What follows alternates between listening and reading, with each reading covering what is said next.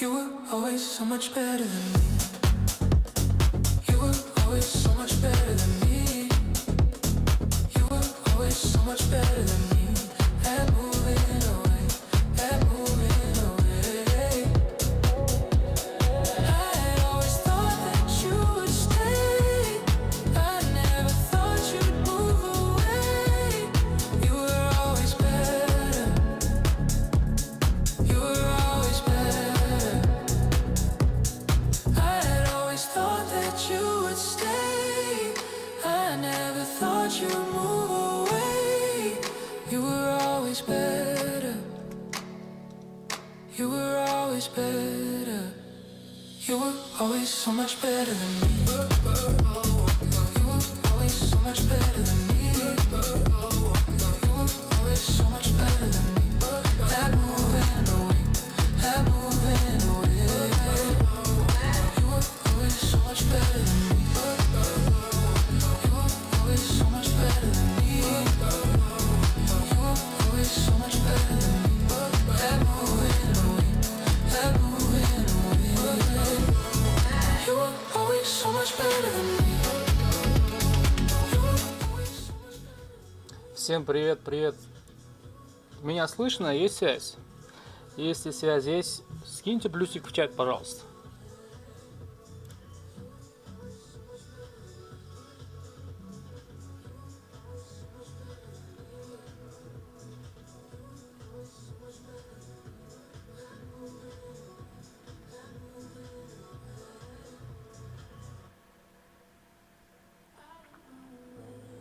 Отлично. Хорошо, тогда начнем.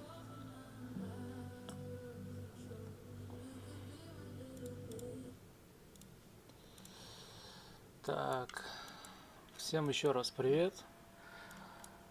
Надеюсь, торговая неделя у вас прошла отлично, хорошо. У нас она прям выдалась просто шикарная. Отлично. Эта неделя прям очень была плодотворной для меня и для моих студентов в частности. Мы очень хорошо провели эту торговую неделю. Хорошо, начнем давайте с того, что было у нас в предыдущей неделе. Вот это, то есть какая картина была до открытия этой недели. Вот такая была у нас ситуация. И что здесь мы могли ожидать тут, да?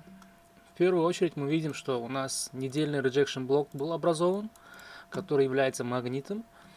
И плюс цена находилась в шортовом order flow, то есть в шортовом тренде. Мы забрали ликвидность, квартальную ликвидность 60 дней, после чего цена обратно вернулась и закрылась внутри предыдущего рейнджа, предыдущей недели, вот этой недели. Соответственно, что мы могли здесь ожидать? Так как у нас есть rejection блок недельный, и он является магнитом, здесь уже можно было сразу ожидать, что цена сначала сделает манипуляцию в buy side сюда, чтобы ребалансировать этот rejection блок. Затем продолжит это движение шортовое. Если мы спустимся на дневной таймфрейм, что мы имели здесь на дневном таймфрейме? На дневном. Так. У нас вот тут был маленький дневной имбаланс, но он все равно, он хоть и маленький диапазон, но это имбаланс. А такие диапазоны цена всегда обязана ребалансировать. Здесь картина особо не очень понятна, поэтому я спущусь на младший таймфрейм, на 4-часовой. Вот тут уже, так, сейчас.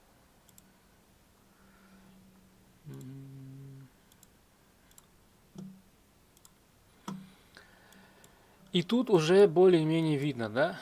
У нас вот образовался dealing range прошлой недели. Запоминайте, ребята, всегда, если начинается у вас новый день, то вы должны в первую очередь делать анализ рейнджа предыдущего дня, то есть предыдущий день.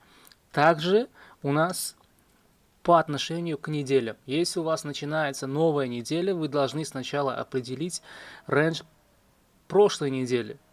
Именно потому, что цена всегда будет работать сначала с рейнджом предыдущего цикла. Если это неделя, то значит предыдущая неделя. Если это день, предыдущий день. Если это часовые таймфреймы, допустим, 4-часовой таймфрейм, то цена сначала будет работать с циклом предыдущего 4-часового цикла и так далее. Итак, вот у нас рейндж предыдущей недели.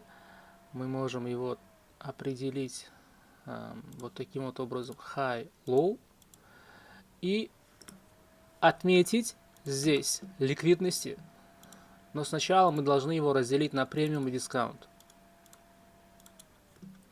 Итак, вот цена находится в дискаунте, и здесь цена закрылась. Мы оставили вот здесь, это алгоритмический след в виде rejection блока, то есть тут цену не приняли, и цена обратно вернулась. И с большой вероятностью новая неделя, если начнется, то сначала она должна спуститься вниз для ребалансировки этого рейнджа, потом подняться вверх. Вот тут у нас скопление, видите, low resistant ликвидность. Здесь скопилась ликвидность, и плюс мы имеем тут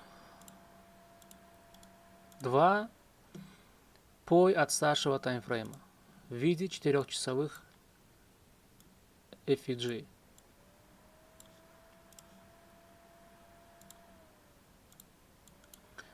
Так, теперь это на 4-часовом таймфрейме. Затем я спускаюсь на более младший таймфрейм. Так, на 3-часовом. Теперь смотрите, ребят. Так.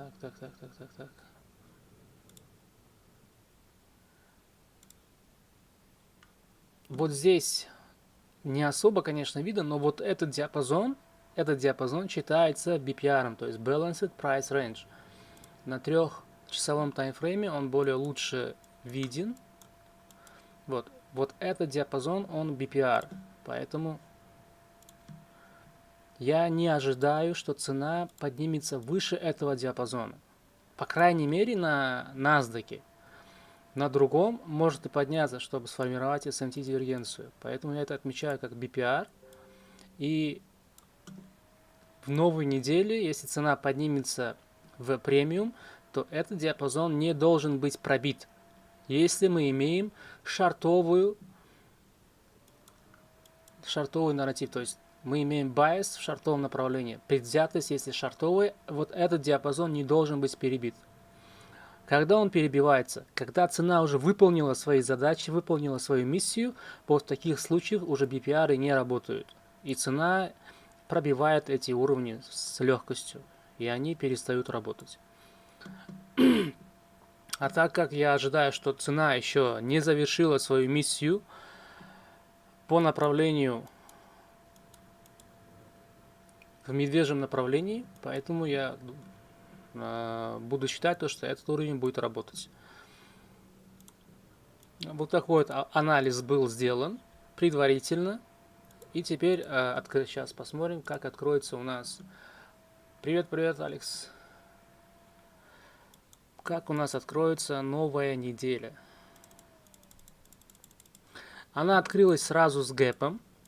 Вот тут было с энвогом. Открывается неделя. Затем здесь формируется азиатская сессия, затем лондонская сессия.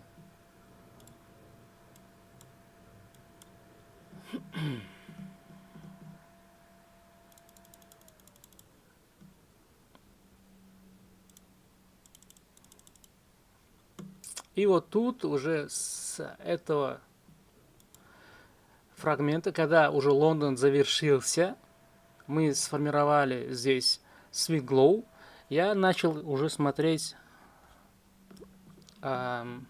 лонговое направление. Почему?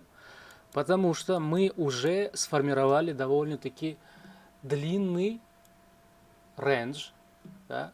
Вот этот рейндж, он не сбалансированный. Вот он. Вот этот рейндж, он не сбалансированный. Плюс мы имеем здесь нетронутую ликвидность. То есть здесь цена специально формировала low resistant ликвидность. Или если смотреть с точки зрения MMXM моделей, тут была сформирована кривая продаж. А мы знаем, что по MXM модели, когда формируется какая-то кривая, она сначала несет в себе функцию как зачистки, то есть если тут формировалась кривая продаж, ее цель сперва забрать ликвидность с левой стороны и одновременно формировать ликвидность для будущих действий, для будущего движения. И вот мы видим, что вот по тому, как не зачищают ликвидность, здесь явно готовят ликвидность для будущего движения, то есть для будущей недели. Поэтому, когда был сформирован уже вот этот полностью и начиналась новая неделя, я ожидал, что сначала цена должна хотя бы вернуться к 0.5 диапазону вот этого рейнджа. Вот это, видите? 0.5. Минимум сюда. А так, по идее, цена должна подняться до POI, который находится у нас в премиуме. И тут мы уже могли бы дальше рассматривать, как будет двигаться движение. I had doubt reg invoke. Is it back to it or no? Так. Invoke. Вот у нас диапазон инвока здесь был. Вот инвок сформировался. На самом деле инвоги, они, как учит ICT, это сильные диапазоны сопротивления и поддержки. Если цена, вот когда в начале недели формируется инвок, то мы ожидаем, что цена может прийти. Инвоги, они являются тоже магнитами, но только магнитами. Это сильные уровни сопротивления. Их пробить сложно довольно-таки, они сразу не пробиваются. И, во-вторых, надо учитывать, опять-таки, контекст. На каком контекст, да, что у вас на графике нарисовано.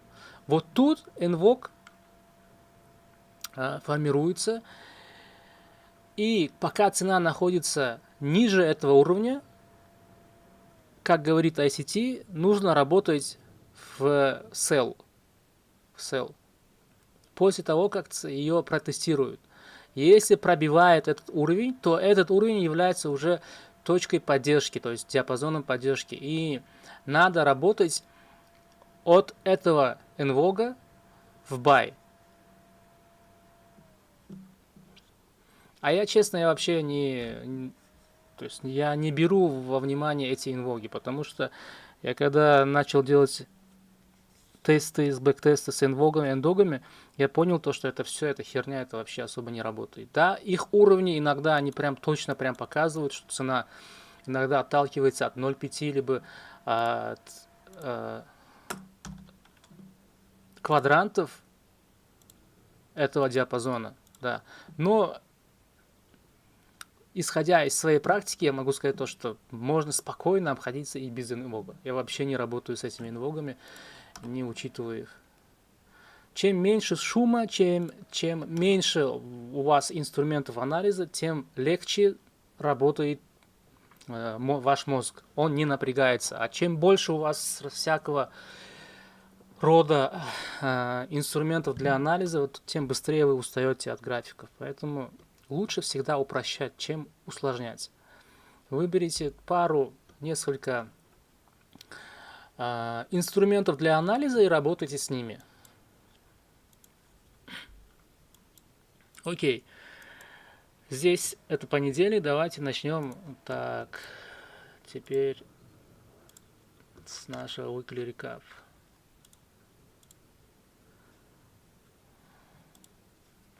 Вот тут начинаются у нас сделки мои и моих студентов.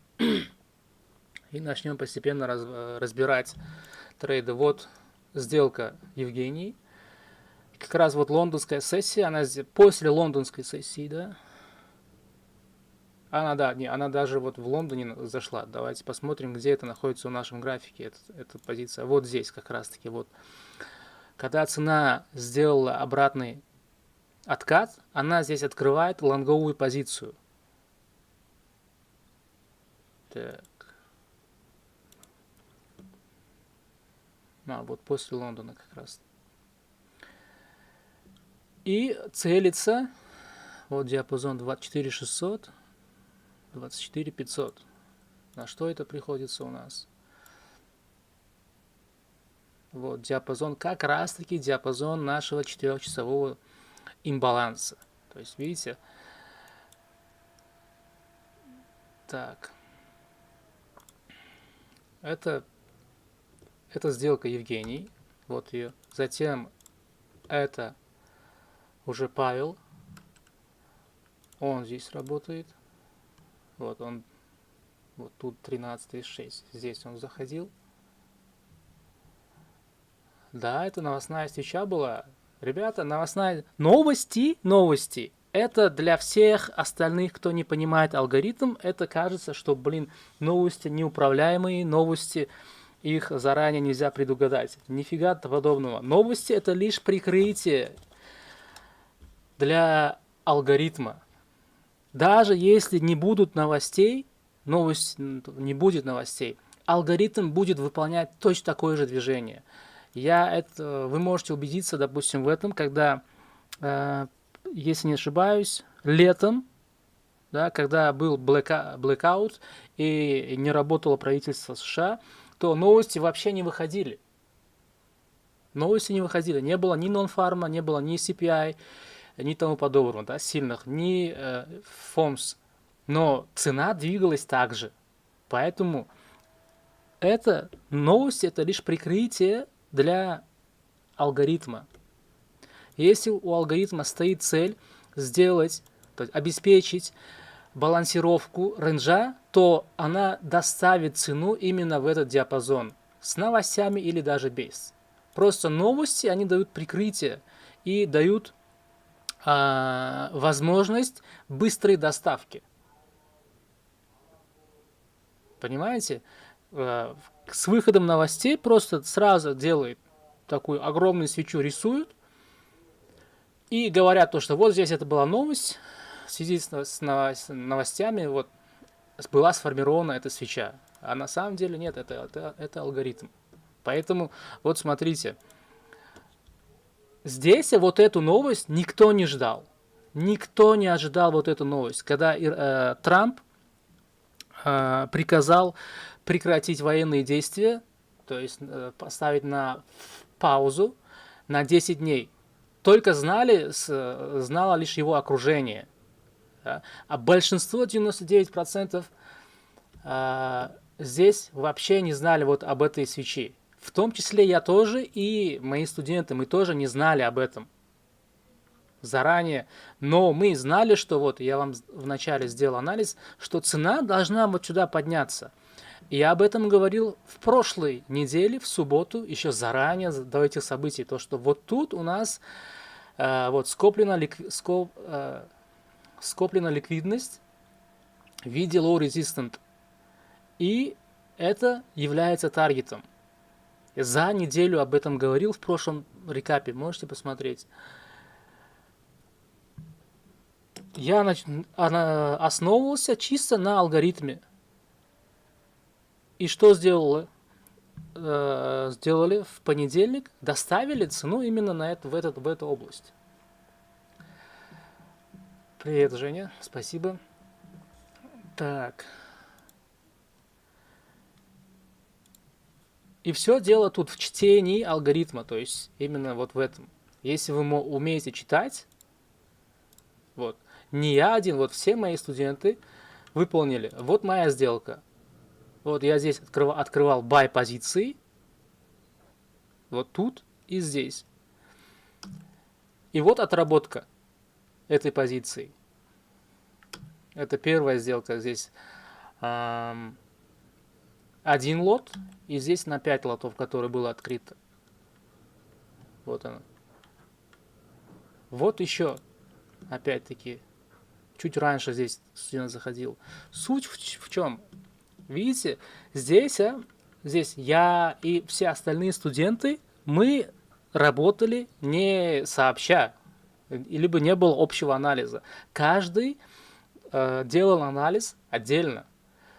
Но почему такая отработка у всех таргеты стоят именно на одном уровне? Потому что у всех одна система торговая.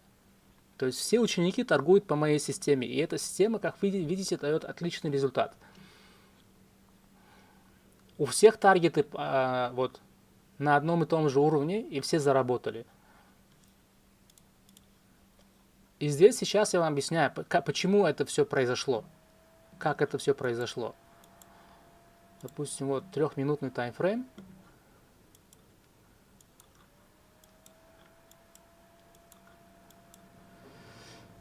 Так.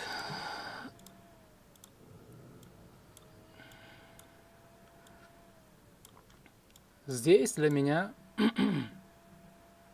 первую очередь, вот эти серия медвежьих свечей, как только была пробита вот этим движением, все, для меня здесь был сформирован слом структуры. Слом структуры внутри киллзоны, внутри лондонской сессии. Так как мы находились в глубоком дискаунте, то первая вероятность разворота это либо в лондонской сессии, вторая вероятность либо в нью-йоркской сессии. Поэтому здесь мы торгуем всегда, работаем с вероятностями. Здесь я попробовал тоже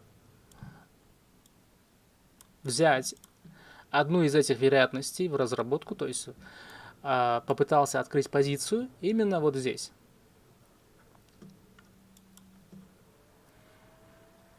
Вот тут эта серия down close candles. Тут формируется у нас цист. Вот цист диапазон был перекрыт, поглощен. После этого цена делает обратное движение для... Вот это движение было, чтобы обеспечить баланс вот этому движению, рейнджу, этот рейндж. И как только цена вот спускается сюда, мы можем открыть здесь.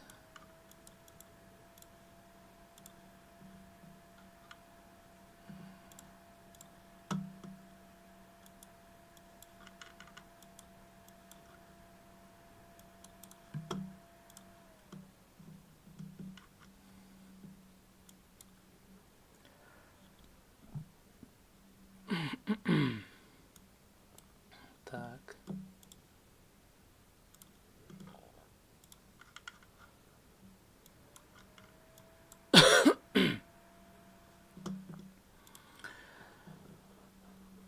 Вот тут для меня сейчас здесь, когда уже цена спустилась в дискаунт, для входа мне нужно формирование SMT дивергенции.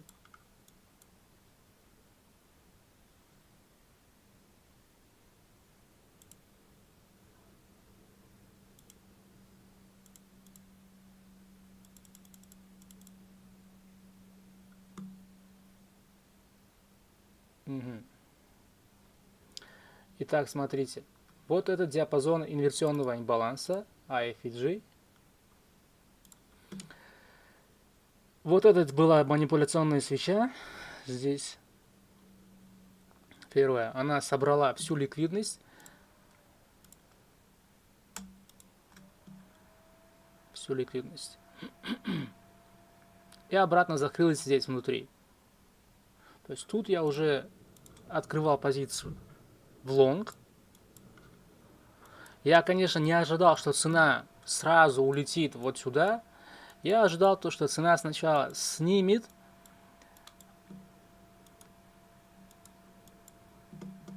buy side лондонской сессии. После этого, если закрепимся, уже был нацелен на buy side азиатской сессии. План был такой у меня вообще. Поэтому я здесь take profit пока не ставил. Я просто поставил здесь, вошел в сделку и смотрел, сопровождал свою сделку.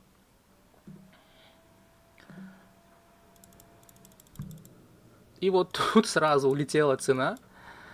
Как только я увидел то, что вот цена улетела, я сразу закрыл сделку. Вот здесь. Вот это как-то она добралась, и на этом уровне я сразу закрыл сделку. Так, цена закрытия, вот, 24 445. 24 445. Вот тут я закрыл уже.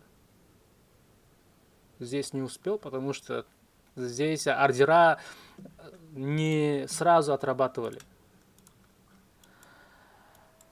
На пропах не знаю, но на брокерских счетах такое бывает, потому что ваши ордера, они ставятся в очередь, и они по очереди начинают отрабатывать. И поэтому иногда в новостях, если у вас была открыта позиция лонговая, а по очереди вы попали где-то в конец, то есть большая вероятность, что ваш take profit вот тут отработает.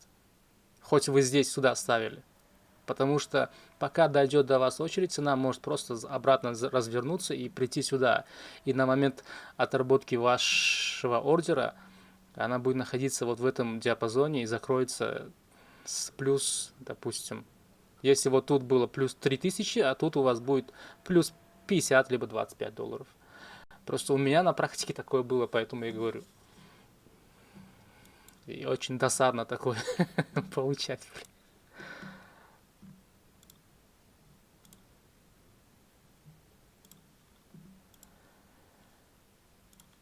Окей, так.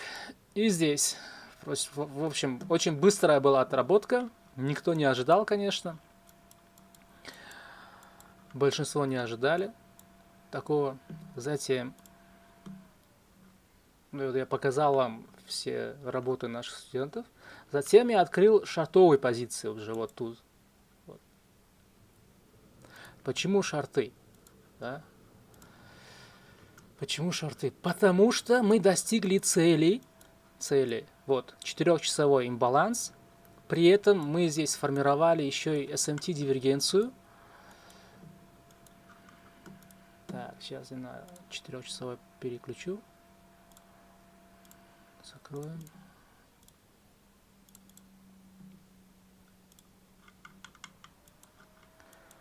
Вот смотрите, это Dow Jones. В Dow Jones мы вообще вот, если на S&P 500 цена осталась в диапазоне вот этого 4-часового имбаланса, а в Dow Jones она вообще поднялась до первого, вот до этого имбаланса. И тем самым мы уже сформировали здесь S&P дивергенцию. И Dow Jones он выполнил роль, как называется это, когда приходит фильм в боевиках, чистильщик. Вот. Dow Jones выполняет роль чистильщика, приходит полностью, зачищает всю ликвидность за остальных, и тем самым формируется у нас SMT-дивергенция, которая дает сигнал нам для шортов. Поэтому я открыл здесь шортовые позиции, плюс при этом мы здесь сформировали такой длинный рейндж, где были только покупки. А если только покупки, алгоритм должен обеспечить и продажи. Поэтому вот тут я сразу этот диапазон делю на премиум дискаунт. И вот сюда ставлю take profit свой. Вот тут открываю сделку. Это мы можем закрывать. Здесь же открываю шортовую позицию сразу. Как только закрыл лонги, в шорты зашел. Вот тут. И тут добавился. И take profit вот 0,5 уровень был. Потому что если цена намерена даже дальше идти в лонги, она должна обеспечить баланс. То есть спуститься в дискаунт и протестировать ровно 0,5 уровень вот этого рейнджа. Поэтому идея была такой.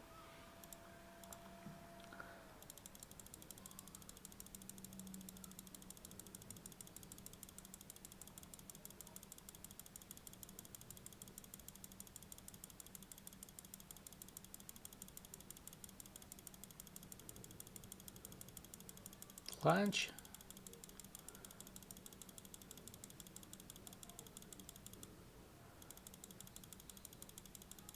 Да, это, конечно же. Потому что цена находится в фазе дистрибуции. А когда в фазе дистрибуции, вот такие движения, если вы умеете читать алгоритм, да, то вы можете очень хорошо заработать в такие моменты, когда цена находится в фазе дистрибуции от старшего таймфрейма. То есть на месячном, на недельном таймфрейме, если цена находится в фазе дистрибуции, все, можно очень хорошие деньги заработать в такие моменты. Потому что цена будет двигаться в одном направлении и по order flow. Те студенты, которые прошли курс по Ибн Лукбак, они об этом очень хорошо знают и знают, как работать надо. Так, окей, вот отработка. То есть идея, она отработала, и вот столько я заработал в шортовом направлении. Были открыты позиции на NASDAQ, вот, US 100, и плюс на S&P 500 тоже открывал. И вот take profit 65-30 на S&P 500. Если перекроем сейчас, так, перейдем на S&P 500 и разделим ровно на премиум дискаунт, это диапазон. Вот видите, диапазон здесь 65, 63, 65, 30 у меня даже. Значит, я здесь нацеливался. Сейчас я вам объясню. Тут я работал по ОТЕ, по-моему, даже. Так, блин. Да, вот видите, уровень 0,618 приходится 65-33. 65-33 ценовой уровень. И именно сюда я и ставил свой таргет. Вот 65-30. Здесь цели были по ОТЕ. И также на NASDAQ. Если сделать так, ОТЕ. Так. Ставил на NASDAQ на 618, но когда увидел, что цена достигла этого уровня в Dow Jones, я сразу закрыл вручную. Окей, это уже вторник начинается. Давайте перейдем. Так, во вторник как мы работали? Это 24 получается.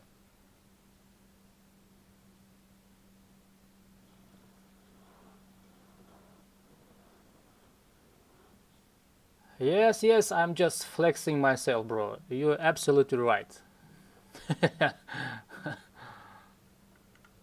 Вот такие идиоты, которые ни хера не понимают. Обычно от зависти пишут такое.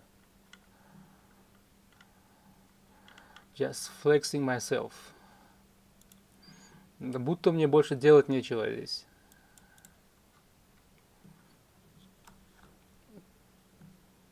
Так. 24.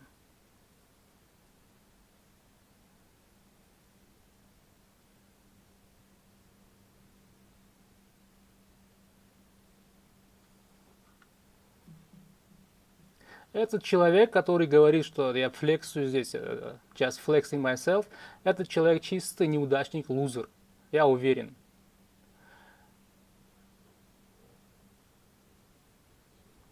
Титанус. Потому что человек, который понимает трейдинг, он такого никогда не скажет. Реально, кто понимает, кто уже сливал депозиты, такого никогда не скажет. Это чистый лузер. Можете просто его, над ним поиздеваться, посмеяться еще раз. Я таких людей вообще не перевариваю, потому что такие люди, у них всегда синдром краба. Они не могут сами развиваться и не дают другим. И когда кто-то торгует лучше него, он завидует ему. И у него просто токсичность, желчь вот просто кипит. Начинает вот так. Поэтому во многих СНГ сообществах и также в западных всегда найдутся такие люди, которые будут завидовать. Завидовать от, от зависти, потом, блин, пукан будет в него разгораться.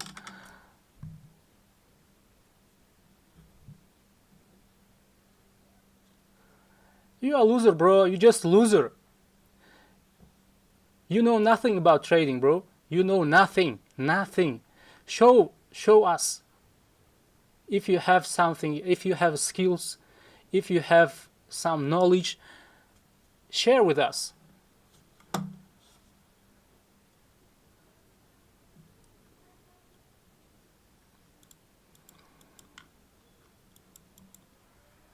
You big fraud.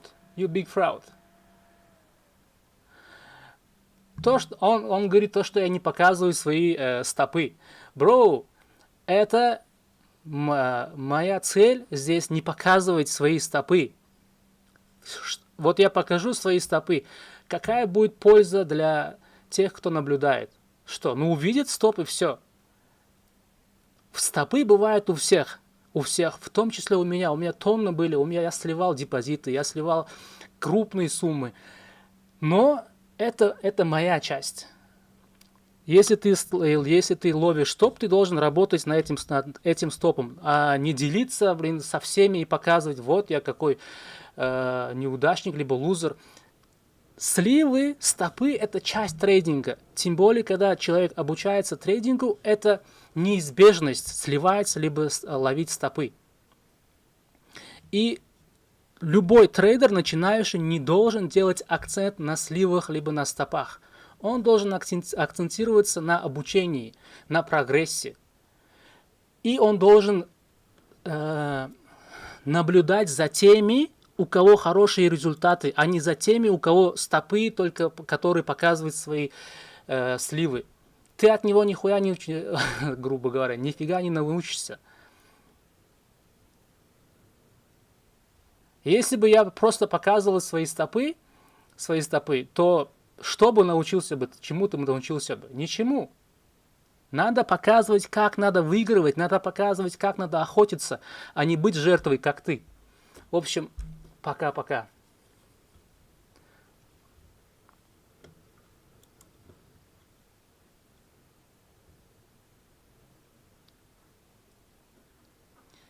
Этот человек, просто сейчас я покажу вам. Вы знаете, я всегда выкладываю свои трейды в Discord-сообществах, да? Discord-сообщество. И вот это все, вот эти все сервера, это Discord трейдинг-сообщество. Вот. И сюда я выкладываю свои трейды. Их много довольно-таки. Вот все с разные сервера. Вот они. И большинство из них ребята всегда респектуют, да, они задают вопросы, спрашивают, как надо развиваться, в каком направлении. И один из этих сообществ, вот, Team GXT, куда я скидываю также свои сделки. И вот вчера я скинул вот этот свой трейд с пятницы. И то, что сейчас этот чел пишет, Титанус, вот его реакция. Это Дмитрий Контев. Я удивился, и он смайлик ставит. Почему? Я спросил, в чем дело. И он здесь начал, блин. It's funny how you win every day.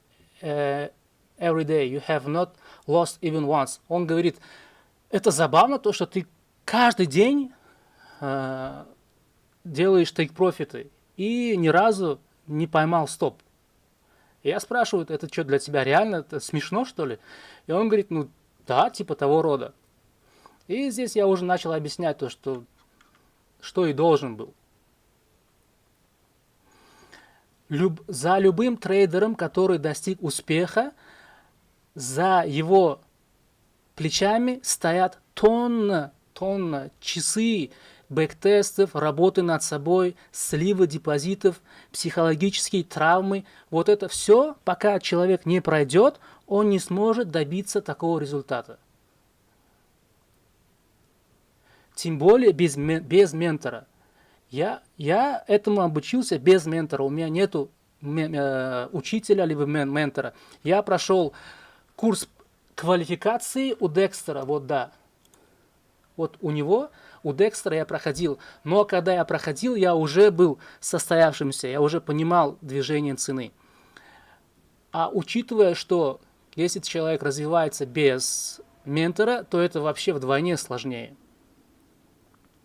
То есть у тебя нету с кем поделиться, когда ты потерял весь свой депозит, не с кем поговорить даже, чисто элементарные вещи. Потому что трейдинг это такое дело, что трейдера может понять только трейдер, настоящий трейдер. А вот такие люди, которые нихуя не понимают, они могут только, желчью завидовать.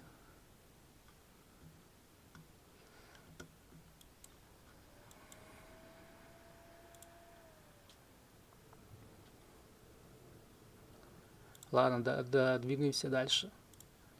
Итак.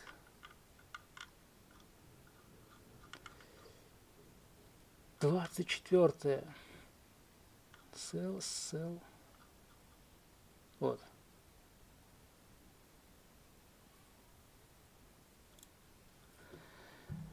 Первый трейд я поймал в лондонской сессии. Давайте разберем этот момент. Так, прокрутим до лондонской сессии здесь.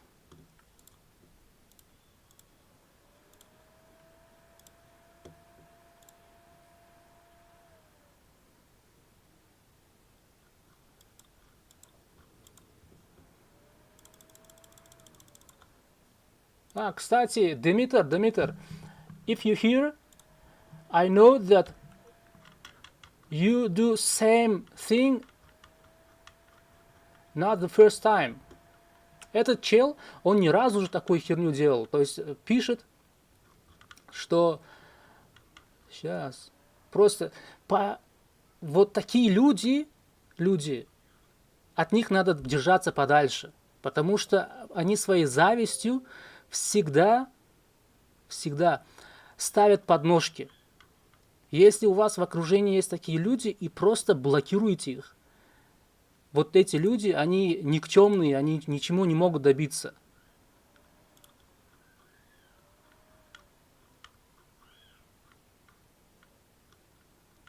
Где я видел его, То, что он то же самое писал только другому трейдеру здесь. И типа сомневался. Если ты такой тупой и не понимаешь трейдинг, то зачем ты здесь, что ты здесь потерял? Если ты всегда смотришь через сомнения к сделкам других людей. Если ты не в состоянии сам до этого достигнуть, то это не твое дело. Смени профессию, смени направление.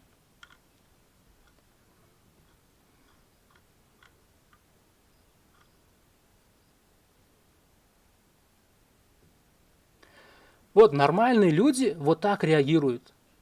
Вот нормальные люди реагируют вот так. А у кого, жопа горит и всегда завидуют другим, они не могут смотреть просто на такие трейды.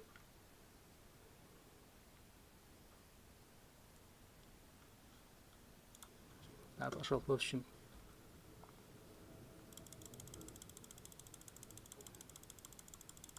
Так.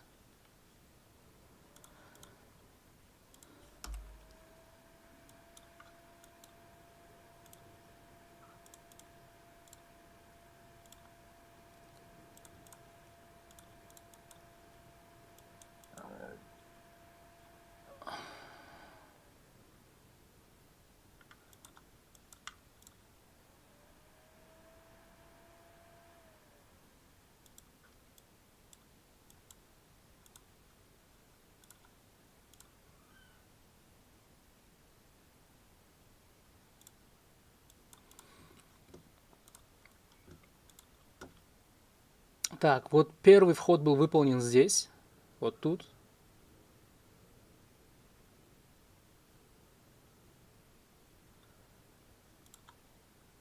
Сейчас покажу.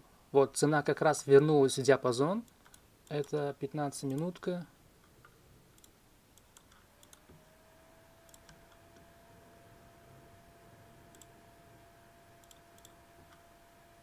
Почему я здесь зашел? Потому что я увидел смещение здесь. Вот это displacement candles. Это displacement candles. И тут был сигнал, то что все, здесь цена может уже развернулась и продолжить движение. Потому что я ожидал, что цена еще глубже сделает откат. Потому что вот этот диапазон не был сбалансирован. Discord сообщество я заходил через этот Twitter. У многих Discord сообществах Твиттеры. Потом большинство меня сами приглашают, когда они видят то, что ты скидываешь трейды, свои результаты. Большинство трейдеров, у кого есть Discord сообщество, они сами приглашают тебя к себе в сервера. Допустим, вот сюда меня пригласили, вот на Team GXT я был приглашен. Потом, так, куда еще? Magic Traders, сюда тоже, на RTFX тоже меня пригласили. А остальные у них есть, допустим, вот 2 Degrees, через Twitter, у них в Твиттере есть свой аккаунт, и там есть ссылки на их дискорды. Sir Pickle то же самое. Вот нормальные люди, вот допустим, вот нормальные люди реагируют нормально, потому что они понимают, что такое трейдинг. А люди, у которых жопан горит, это не люди. Здесь тоже. У многих, либо через Twitter, либо через YouTube, там всегда есть, бывает ссылка к Дискорду. Можете подключиться и там делиться своим опытом. То есть сообщество трейдеров более здравое, да, чем в СНГ.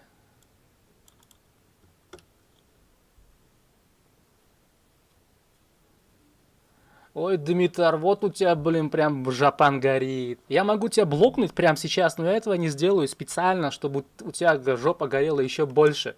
Понимаешь? Я мог бы тебя заблокнуть здесь, бан дать. Но нет, братан. Ты будешь вот тут гнить, и я буду каждый раз тебя здесь хаять. Лох.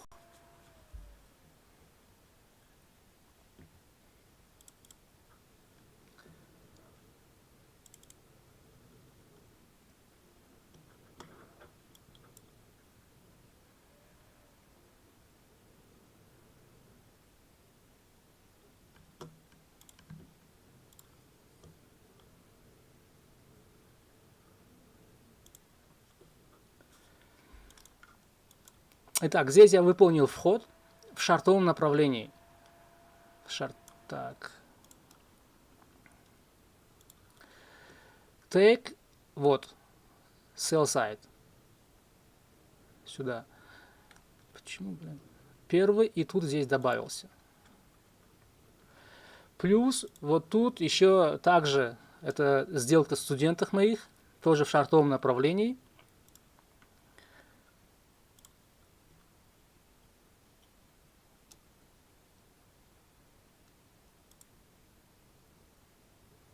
Я вот ставил здесь лимитку, вот видите, лимитка, ее чуть-чуть оставалось, ее не забрала цена, она потом пошла в моем направлении. И вообще в этой неделе очень много было таких моментов, когда до тейка оставалось чуть-чуть, и цена разворачивалась от этого.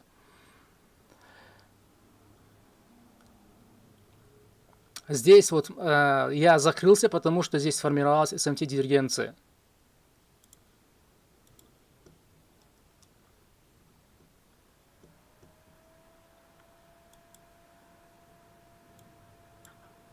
Так, где-то здесь. Важный момент, ребята, если вы поставили свой таргет и торгуете на индексах, всегда следите за двумя другими активами. Если у вас стоит take profit, допустим, на sell side сюда, да, и вы нацелены вот на эту область, и цена начинает двигаться в вашем направлении, вот, начинает двигаться, и как только цена достигнет этого уровня на каком-то другом из двух, либо на Dow Jones, либо на S&P 500, сразу закрывайте свою сделку. Потому что все, цена отсюда развернется. Сейчас сделаем вот так.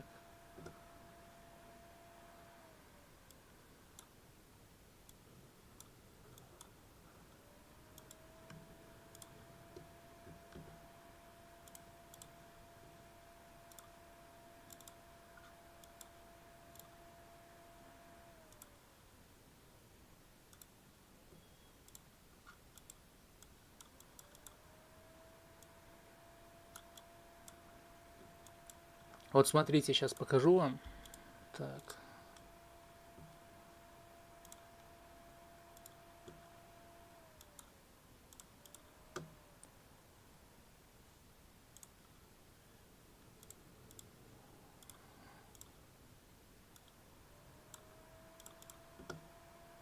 Так.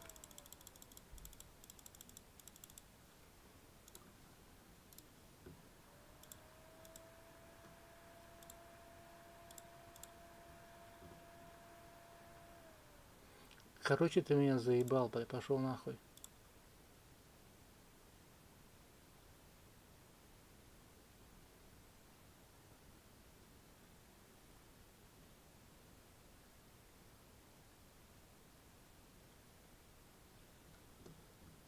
Уебок, бля, детский сад, сука.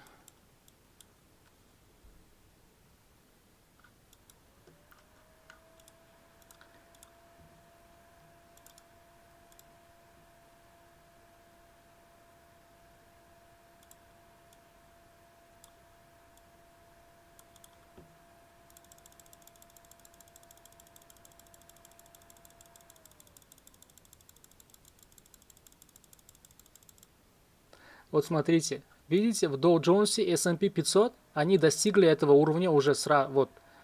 Но NASDAQ не достигает. Он не достиг этого.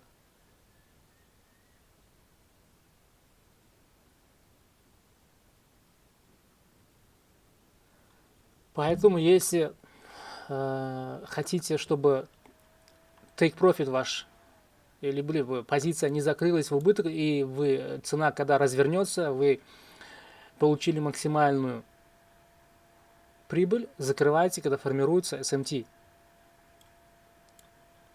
Цена может сделать откат, получить реакцию от какого-то POI и пойти обратно в этом направлении.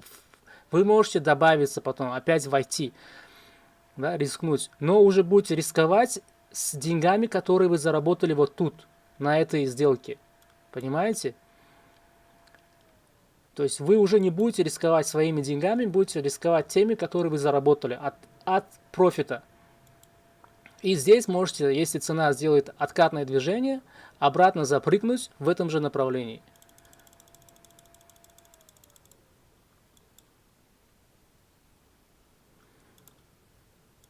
Вот смотрите, вот этот момент. Вот цена здесь на S&P 500 и на Dow Jones цена забрала вот эту ликвидность первыми. На NASDAQ нет. И после этого цена делает разворот. Вот. В Нью-Йорке открытием Нью-Йоркской сессии цена еще делает больше, глубже откат. И отсюда падает уже. Вот тут можно было еще раз поймать вход. Каким образом?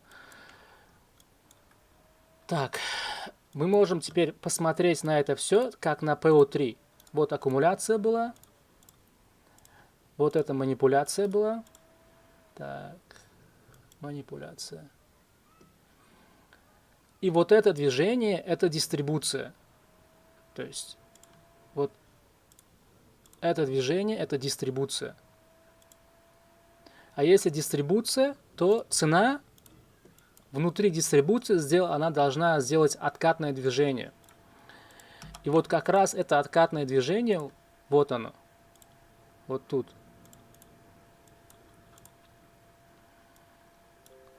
Если посмотреть просто. Вот тут с открытием Нью-Йоркской сессии формируется SMT-дивергенция, которая дает вам зеленый сигнал.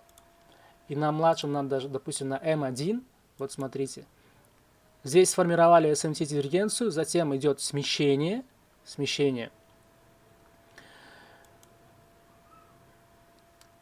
Так. Здесь даже на минутном вообще не давали почти, да? Только можно было по рынку заходить тут. Вот тут.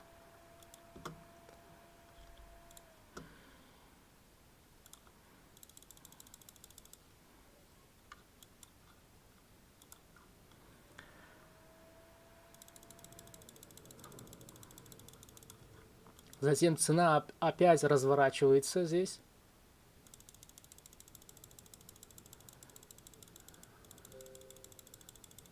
Она уже торгуется в консолидации. Окей. Какие здесь трейды были еще? Тут вот. Ага. Посмотрим. Разберем.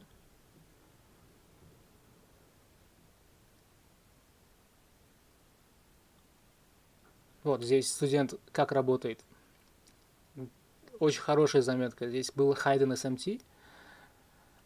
И он увидел это SMT и отсюда открыл лонговые позиции. Это прям тоже правильный анализ. Так, здесь вот. Здесь уже Павел. Это его скриншот от его терминала.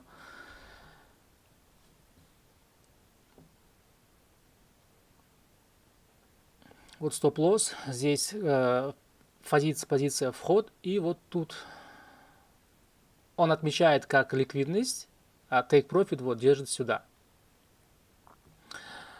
Для тех, кто сомневается, да, опять-таки, если есть среди вас, среди зрителей кто-то сомневается, типа это фейковый, то, что мне пишут многие, вот это отчет от терминала. Вот.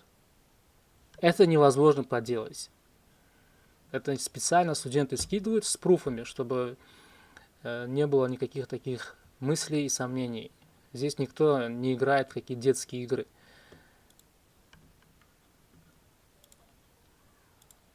Так, это лонговые позиции были.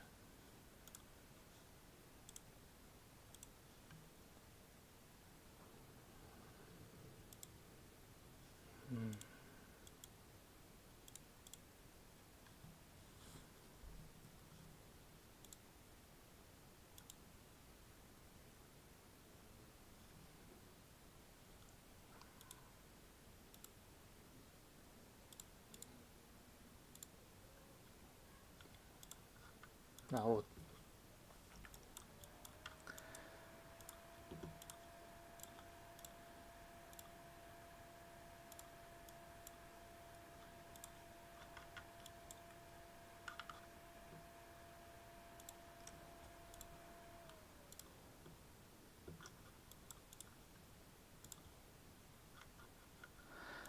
Вот этот момент, смотрите, здесь формируется Hayden SMT. Видите, S&P 500 формирует по телам свечей равный лей, а NASDAQ делает вот глубокий. Это Hayden SMT называется.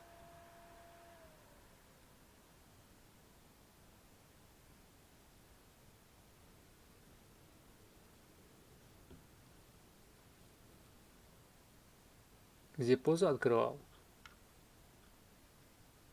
Сейчас.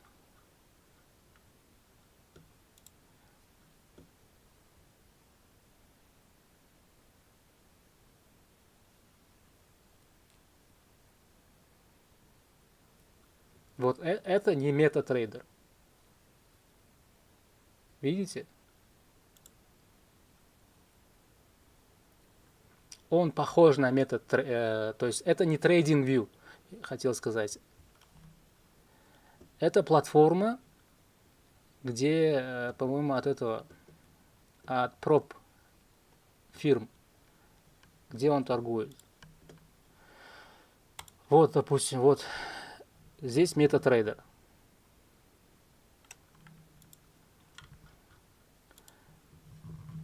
Вот MetaTrader. Вот MetaTrader. Вот MetaTrader, а вот отчет от брокерской компании.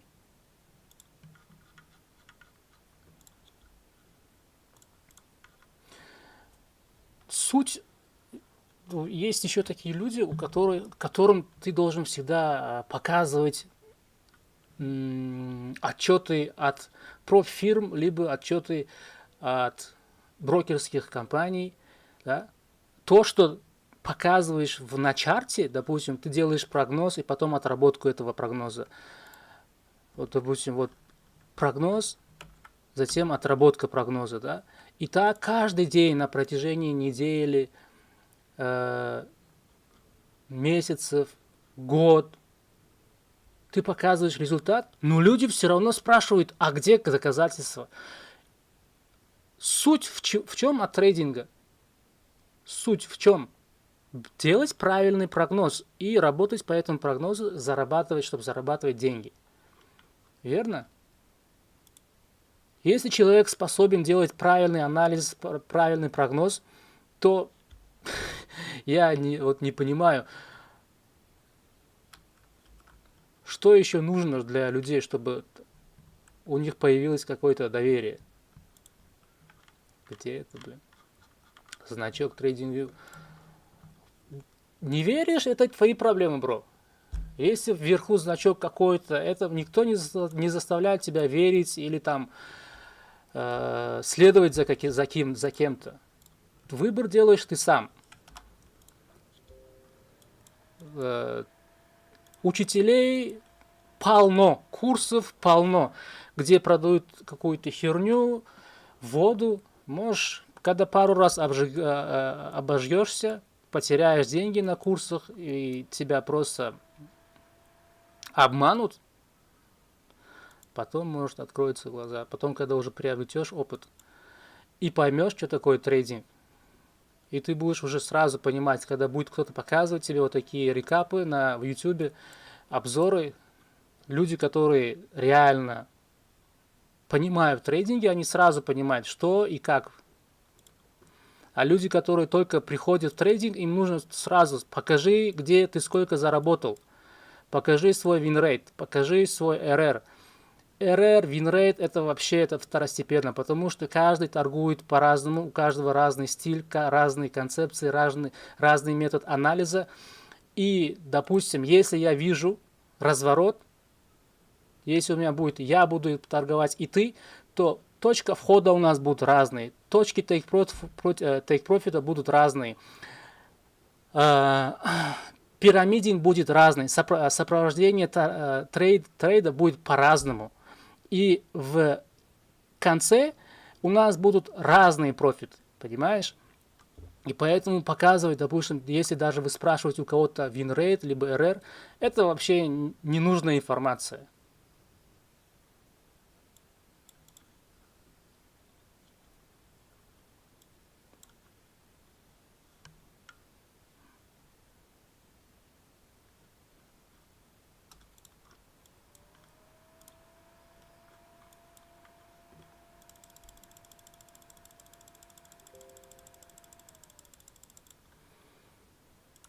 Что нужно, самое важное, видеть, как человек делает анализ, как он понимает график, как читает алгоритм и как его прогнозы отрабатывают. Вот все то, что нужно, необходимо для любого человека. Да?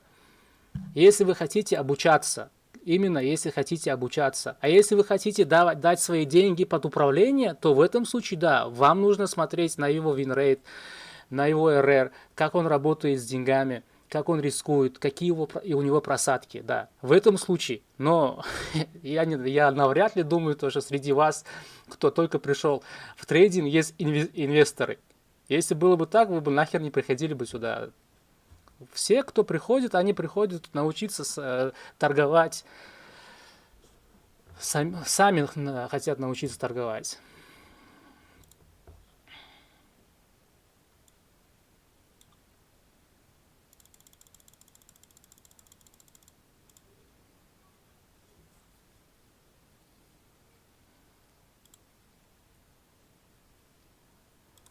Так, давайте здесь разберем. Это 24 марта. Сделаем, где моя сделка здесь была. Вот 24. Вот это 24 марта число. Я здесь вот заходил отсюда, потому что была SMT дивергенция сформирована, плюс Хайден SMT был. И таргетировался сначала на вот эти равные хаи, затем хай лондонской сессии. Вот это отработка. И вот доказательства для тех, кто сомневается, для тех, кто думает, что это просто paper trade на TradingView, на демо, в общем, вот эту хуйню разную, которые говорят. Вот доказательства. Вот сюда ставился take profit. Вот отчет. 2 лота, 3 лота, 1 лот. Вот 3 лот, 2 лот и 1 лот.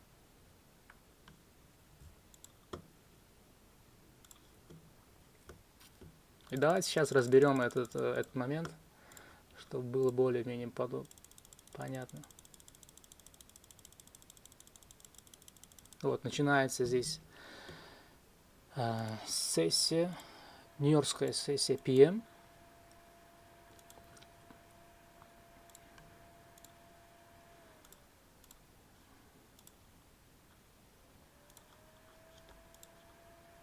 Вот тут у нас формируется SMT дивергенция с Dow Jones. Так. Вот такое было SMT. Вот Dow Jones, он вообще не спустился здесь до дискаунта, а NASDAQ спустился, забрал ликвидность, вот эту ликвидность зачистили всю зачистили, затем оттолкнулись тут, так, на М3 что ли, было, да, ордер блок, вот этот ордер блок.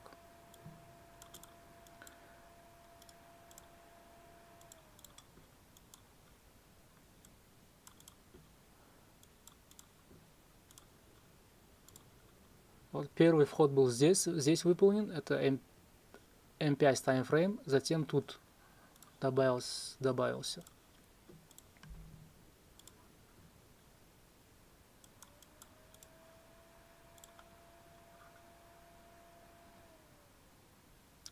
Здесь опять подтверждением было у меня Hayden SMT, который сформировалась вот тут.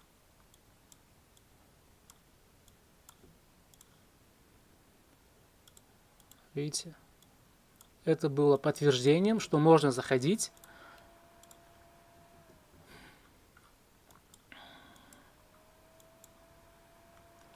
И тут самое безопасное. Вот здесь был цист. После того, как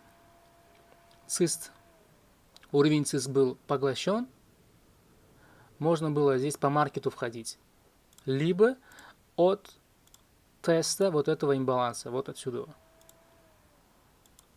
Даже вот так сделаем.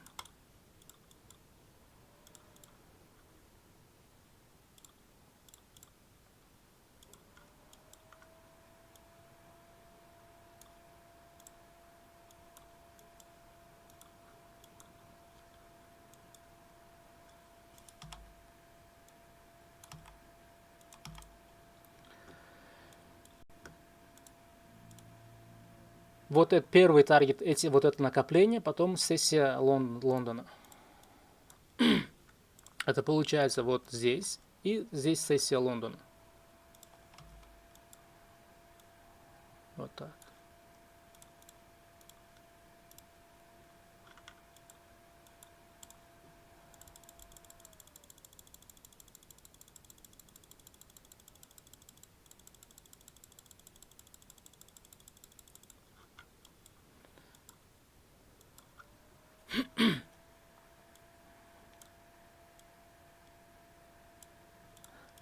Пятиминутный таймфрейм, смотрите, опять здесь, когда формируется свеча displacement, вот эта свеча, да, displacement свеча — это одна свеча, которая делает смещение большое, и внутри которой потом формируется FVG.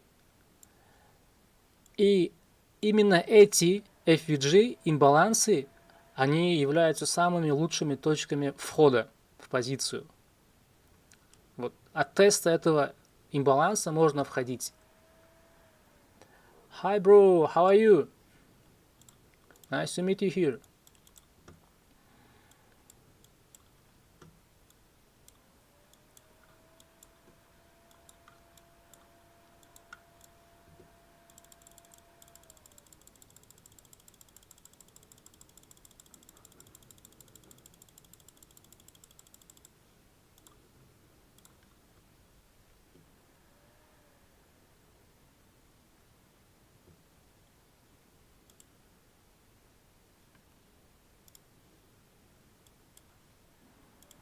И вот отработка, цена пришла сюда. Теперь, почему вообще здесь я ждал лонги, да? Почему здесь надо было смотреть на лонги? Потому что мы спустились в дискаунт, сделали глубокий тест этого дискаунта. Теперь, если посмотреть по ОТЕ, так,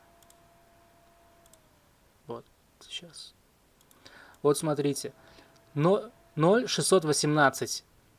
Цена прямо отсюда делает разворот, отталкивается. Те, кто проходил у меня курс обучения, основной курс, они знают.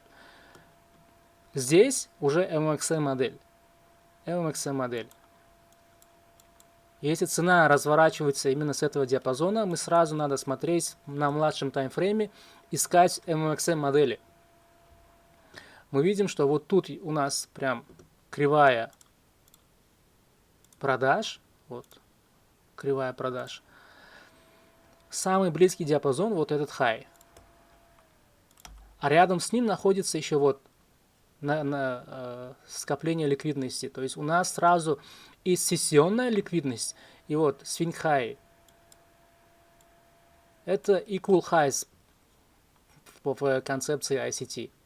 Поэтому можно сразу таргетироваться на эти хаи, и вот цена забирает этот buy side. Плюс мы здесь тестируем 15-минутный имбаланс. Вот он. Вот.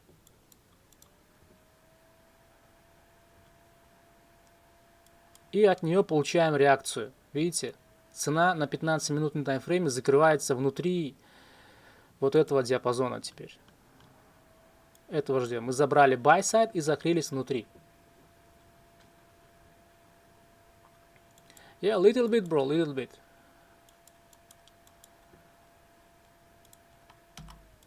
Окей, перейдем теперь. Так, это вторник был. Сейчас давайте в среду. Среда.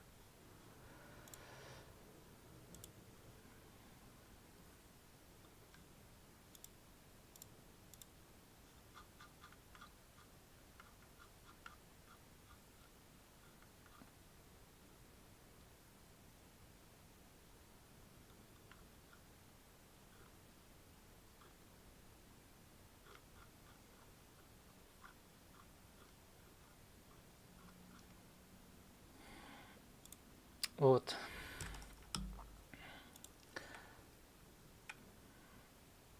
Теперь разберем. Это сделки студентов.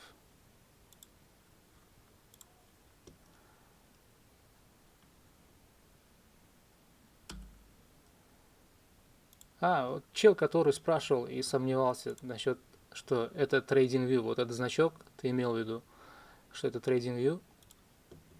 Вот отчет этих сделок, вот этих сделок.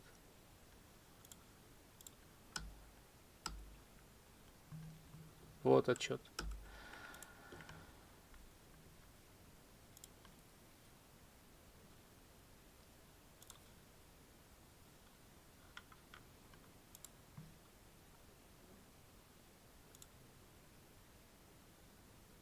Так, вот 25 число, и посмотрим, ну-ка, лондонскую сессию сразу.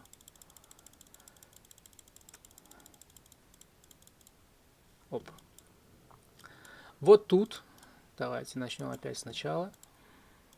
Включу индикатор, чтобы он сразу показывал SMT дивергенцию.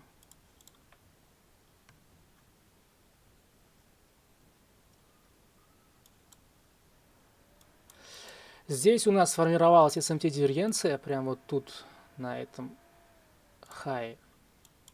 Здесь. Как только здесь сформировалась SMT дивергенция, я открыл позицию в шорт. Вот. Потому что это SMT было сформировано между днями, то есть предыдущий день и текущий день. Так. Вот тут я вошел, это минутный таймфрейм. Вот как только было сформировано SMT дивергенция, я сразу зашел в позицию. Здесь добавился.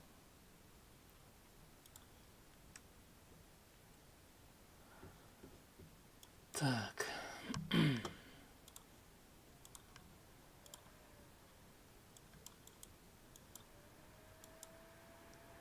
Окей, можем прям вот здесь открыть позицию. И я таргетировался на вот эти лои. Первый таргет был вот sell side. Этот. И, кстати, если посмотреть на предыдущий день был у нас seek and destroy своего рода. Потому что цена находилась в боковом движении. А нет, это был London Reversal. Сейчас. Seek and destroy будет вот здесь. Здесь открыл позицию. Таргетировался на вот этот sell side. Вот. Видите, sell side азиатской сессии. Вот так был поставлен take profit. В какой день? Во вторник, либо у вас в среду? Шортовый байс имеется в виду. В какой день был? В среду здесь?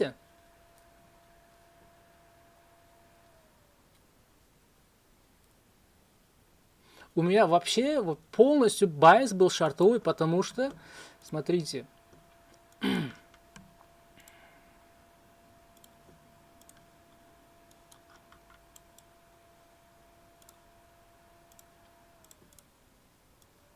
так, 4-часовой таймфрейм.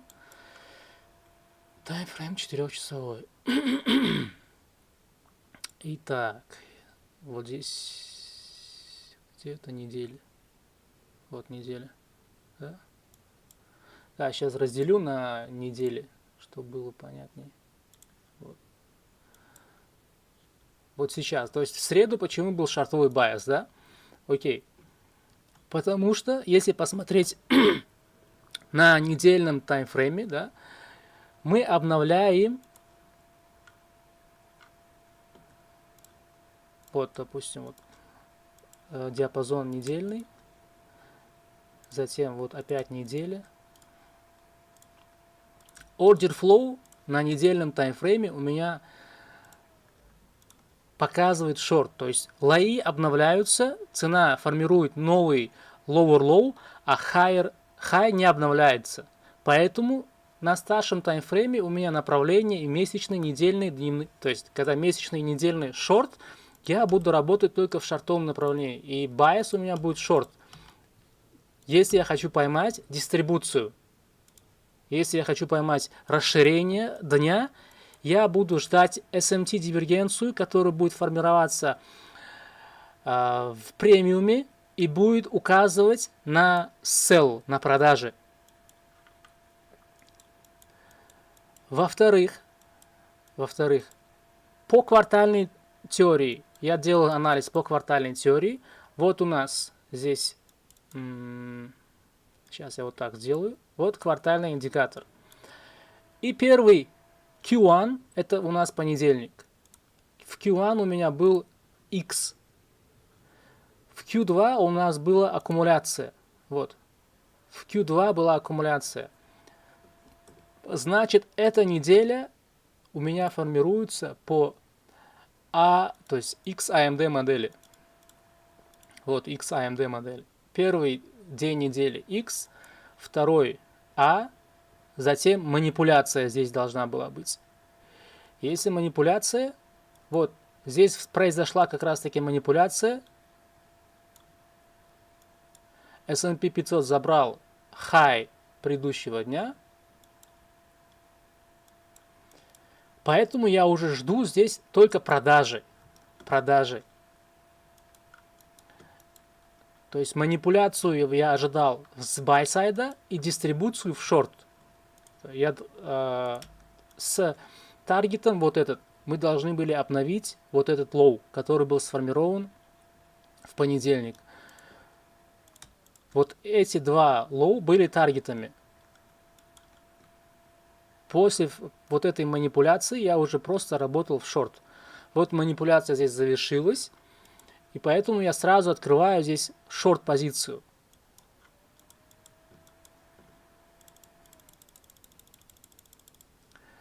Но цену здесь удерживает вот этот 15-минутный баланс. Вот, видите? Цена обратно возвращается. И тут я добавил опять позицию. Сейчас. Где это?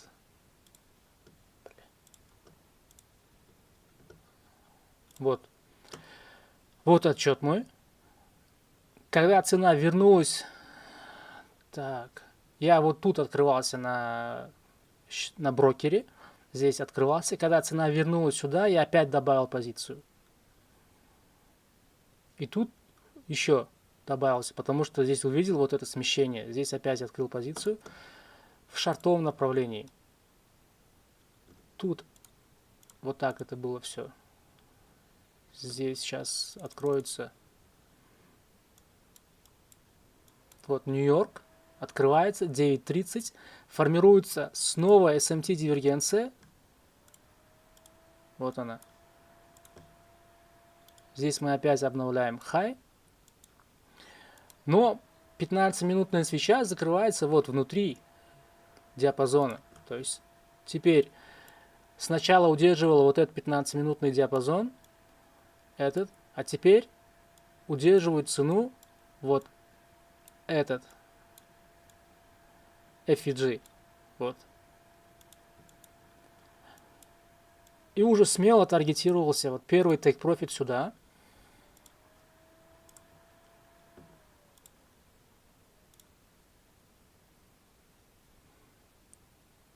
Вот, первый take был здесь. Опять здесь закрылся до, потому что сформировалась SMT дивергенция. Тут. И вообще в этот день очень многих вот здесь отработали. Затем опять открыл позицию в шортовом направлении. Только уже это было так в Нью-Йорке. Нью-Йорк PM.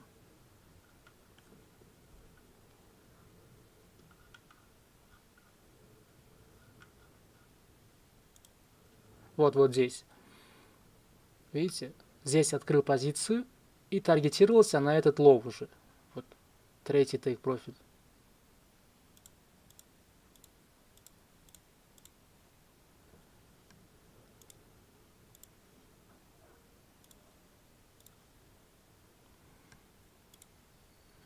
Именно вот в этой свече заходил, и take profit был сюда. Почему? Потому что bias от старшего таймфрейма у меня был медвежий в шортовом направлении. И когда сделал анализ по квартальной теории, вот, объяснил, да, потому что этот день, среда была манипуляцией, и я ожидал продолжения уже движения в фазе дистрибуции.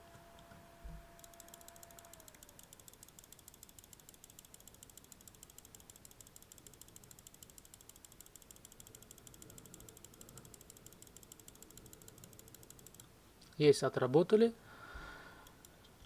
Тут еще можно было потому что цена вошла в фазу дистрибуции, а внутри этой фазы цена не делает глубоких откатов. Глубоких откатов особо не получает, не формируется. И сразу с азиатской сессии обычно цена всегда начинает расширение. Вот у вас подтверждение первое. Здесь формируется SMT дивергенция. И эта SMT дивергенция сигнализирует о том, что здесь уже начинает работа модель по MXM модели. То есть как только у вас вот формируется кривая, и внутри этой кривой начинают работать SMT дивергенции, это обозначает то, что цена начала работу по MXM модели.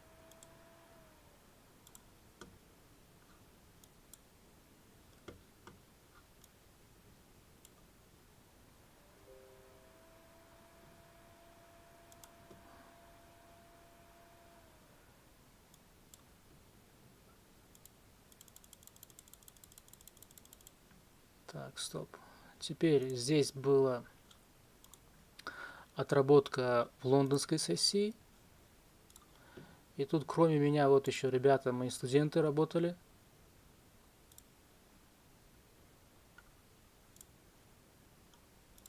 Так, нет, вот он.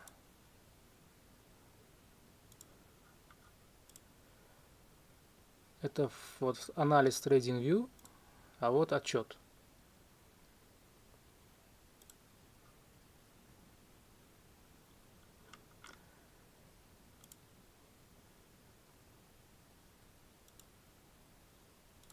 Это мы видели. Вот. Теперь работа в Нью-Йорке. Вот опять же тот же день, 26 число. Вход был здесь, сформирован опять по направлению sell-сайда. Первый take profit ставился вот сюда. Здесь натянул STDV отклонение и работал по ним, по STDV. А тут вот сколько пипсов цена здесь должна была сходить.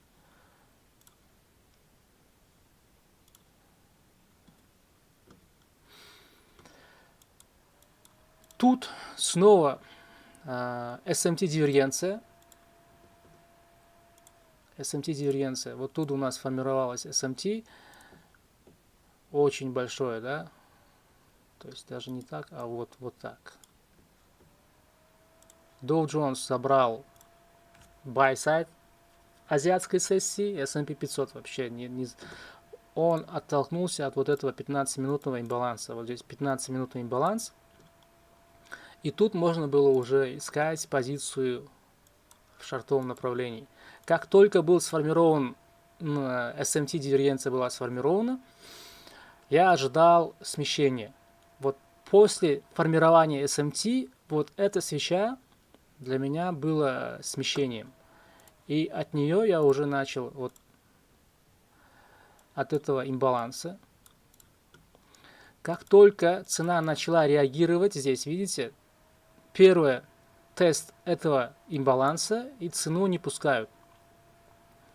Отсюда можно было уже открывать, что я и сделал в принципе. Вот здесь был вход, а я здесь до этого момента уже зашел.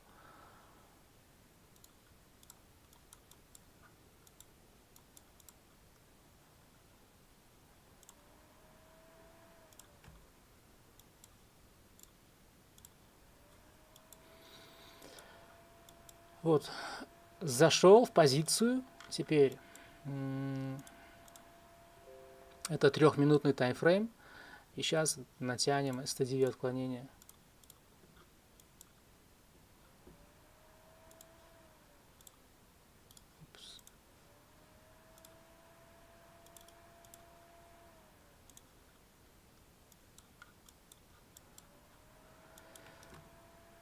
Первый take profit был вот тут, тут, затем второй take profit здесь, и третий вот тут был. Я сразу сюда поставлю. Самое сложное это если вы научитесь правильно определять направление на старшем таймфрейме, то остальное уже будет значительно легче. Потому что определение направления на старшем таймфрейме дает возможность ловить дистрибуцию внутри дня. Вот тут, кстати, видите? Блин. Здесь осталось совсем чуть-чуть оставалось до take profit. Сейчас я вам покажу этот момент. И цена развернулась. Вот видите, вот смотрите. Вот оставалось совсем чуть-чуть до take profit, и отсюда цена развернулась. Было обидно, но я ставил вот сюда лимитку. Вот сюда я оставлял лимитку. Потому что думал, что цена, если она намеренно то есть падать ниже, она придет обратно сюда. Потому что вот здесь формируется low resistance ликвидность, и здесь цена сюда даже не поднимается, не делает ребаланс. Сюда просто ставил лимитку и потом забыл про нее. Так. Сейчас, где эта отработка была? Это первый, ладно. Где второй? А, вот. Вот, когда опять Трамп там что-то сказал, цена сразу отреагировала на нее, сделала лонговое движение, забрала мою лимитку, то есть открылась еще одна позиция.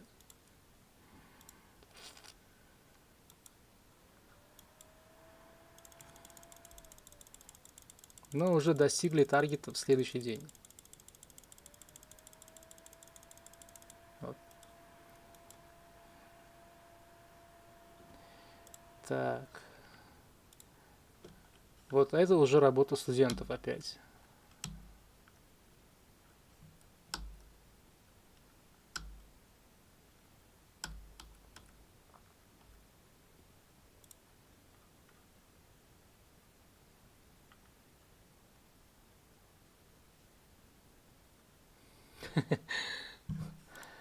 А, вот этот отработка, смотрите. Вот сюда я ставил, а здесь даже 4-часовой имбаланс был. Вот. Сюда оставлял лимитку, и вот цена, когда оставалось чуть-чуть до таргета, развернулась, в обратном движении зацепила мою лимитку, и вот достигли таргета. А вот это движение 4000 пипсов.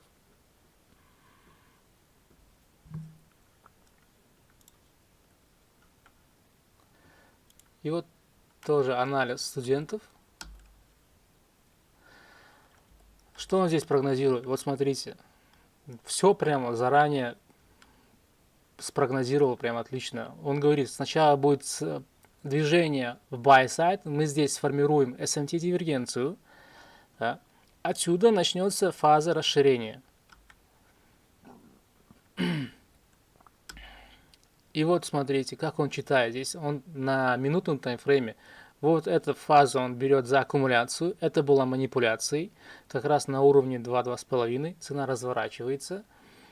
И здесь уже просчитывает, куда он может дальше пойти. Сюда ставит лимитки в шорт.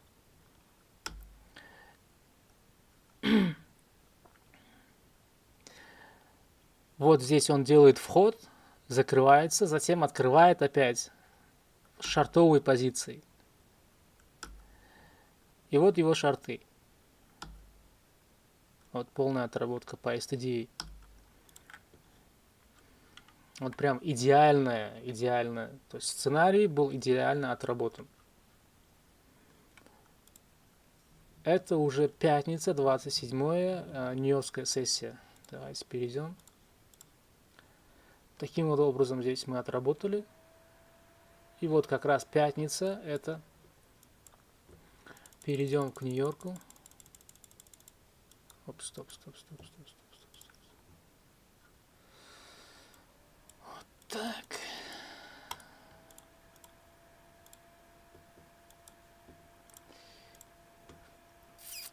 Здесь это минутный таймфрейм. Сразу открываю sell. Сразу sell. Почему? Потому что Сейчас.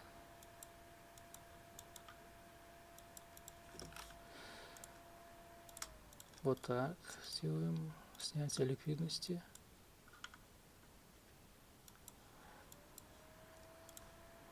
С открытием нью-йоркской сессии формируется SMT-дивергенция.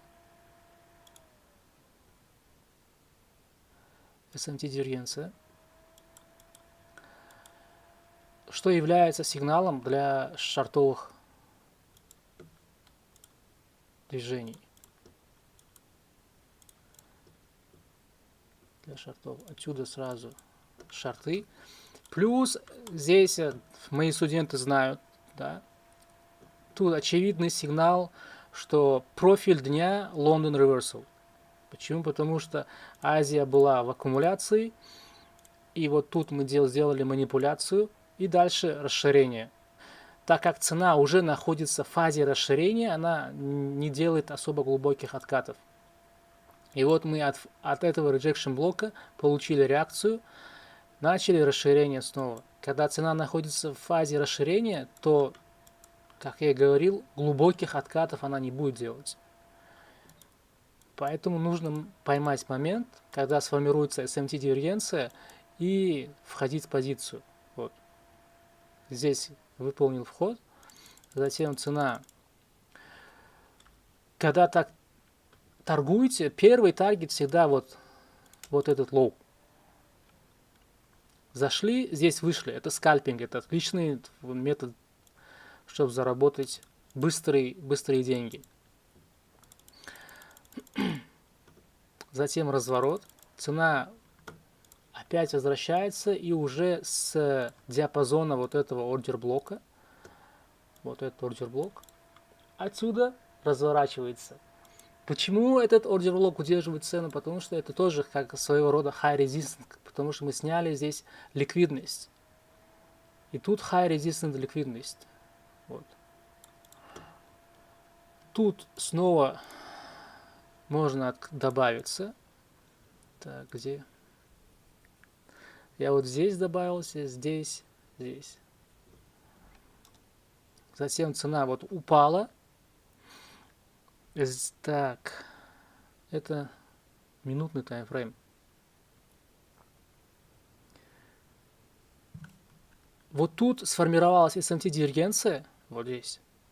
Я закрыл позицию, И когда цена сделала откат, здесь еще раз открыл позицию в шорт. Потому что вот тут была сформирована SMT-дивергенция. И поэтому я не стал опять рисковать. Цена могла бы отсюда развернуться, сделать глубокий откат. Сразу закрылся здесь.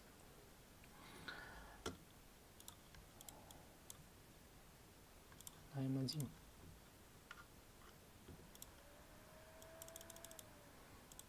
Здесь еще. Вот. Снова это take profit ставил опять-таки по STDV отклонениям. Потому что вот диапазон 2-2,5. Цена делает одно, либо полностью разворачивается, либо делает одно откатное движение, когда проходит, то есть заходит в диапазон вот этого уровня. Но мы этот уровень, видите, здесь пробила цена. Она пробила импульсивно. Поэтому здесь можно было ожидать, что цена дальше двинется, пойдет еще ниже, еще глубже.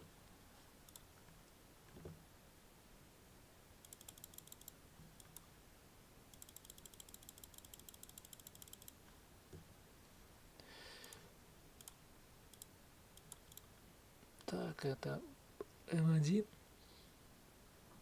Плюс здесь опять была сформирована SMT-дивергенция. S&P 500 сделал более глубокий откат, он пришел вот на этот уровень, вот сюда. Что было и подтверждением, что можно опять открывать позиции. Добавился здесь. Так, STDV. И take profit вот так.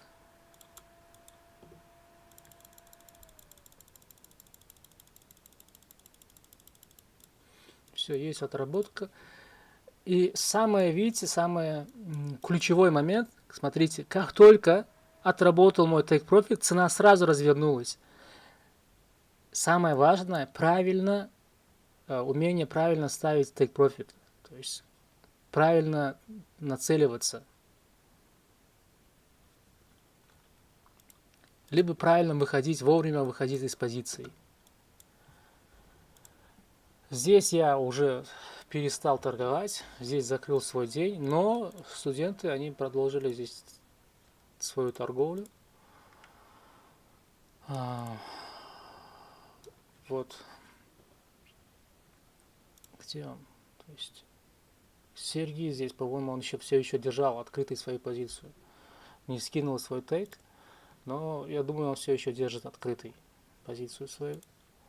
Таким образом мы так отторговали эту неделю. Еще раз сделаем предварительный анализ всей торговой недели, как я делал анализ.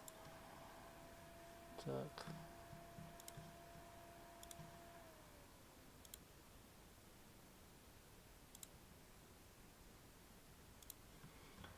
Вот неделя. Как только у меня вот понедельник был сформирован, я вижу, здесь было сильное смещение, значит, этот день у меня X. И дальше я строю всю неделю по модели XAMD. Так, вот, XAMD. И теперь, если у меня вторник приходится в день аккумуляции, что я делаю? Я отмечаю buy side и sell side аккумуляционного дня. Вот. Buy side и sell side аккумуляционного дня. В среду у меня день манипуляций. Значит, что я должен увидеть? Я должен увидеть манипуляцию. Сейчас вот так сделаем. Либо с buy side, либо с sell side. Если будет манипуляция в buy side, дистрибуция пойдет в противоположном направлении. То есть от манипуляции. Если вот манипуляция будет в buy, то дистрибуция будет в sell. А если манипуляция будет в sell, дистрибуция будет в buy. Все просто. И вот в среду я перейду на часовой таймфрейм, чтобы было быстрее. Вот отметили buy, sell. Здесь хоть на NASDAQ мы не забираем этот buy, мы забираем этот buy на S&P 500. Вот buy side. Я вообще отмечу вот таким образом. Вот день этот. Вот это аккумуляция. Вот. Так. И вот мы здесь зачищаем buy side вторника. Значит, манипуляция произошла на Dow Jones, это Dow Jones. А здесь мы просто сформировали S&P дивергенцию. Тем самым моя идея подтвердилась. Теперь я должен был работать только в sell. Если я должен работать в sell, то я жду формирования SMT дивергенции только в премиуме. То есть только на buy side. Как только цена будет зачищать, допустим, вот, так, где этот фломастер? Вот на этих уровнях, это старший таймфрейм, здесь я должен видеть SMT дивергенции, которые будут для меня подтверждением, что входить в позицию.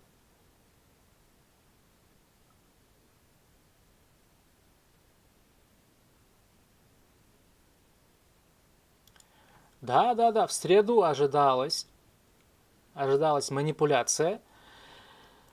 И цена уже вот находилась, она поднялась сюда.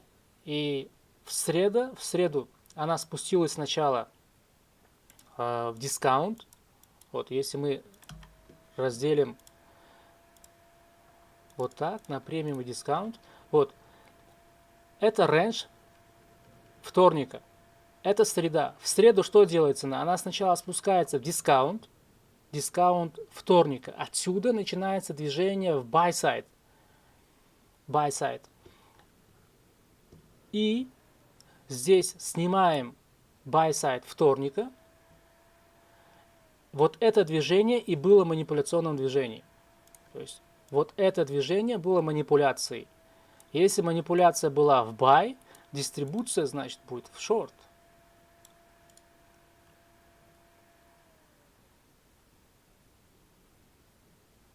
Если манипуляция была с sell-сайдом, а buy с шортовой, мы также можем работать в обратную лонговую сторону. Если здесь уже будет конфликт старших таймфреймов, если у тебя показывает, если манипуляция происходит в sell side, но у тебя bias от старшего таймфрейма, от недели, у тебя шортовый, то вот сейчас я нарисую это все, чтобы было понятно. Так, допустим, вот у нас здесь вот это день, да, и у нас шортовый байс на старшем таймфрейме, но манипуляция происходит сначала вот так, снимается. Затем дистрибуция должна быть. То вот эта дистрибуция будет у нас откатным движением внутри старшего таймфрейма. Локально она будет дистрибуцией, но если мы смотреть будем масштабно, со старшего таймфрейма, вот эта дистрибуция, это будет манипуляцией. То есть откатом, чтобы обеспечить баланс рейнджа, который был уже сформирован, затем уже цена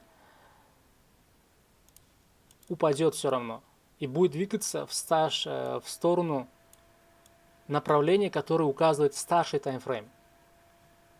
Сейчас я покажу это, вот, допустим, так, удали это все.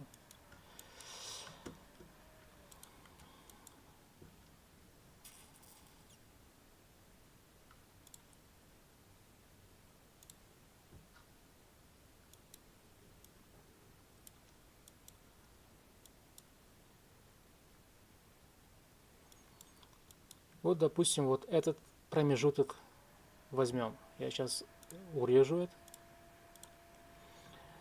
Сделаем вот так.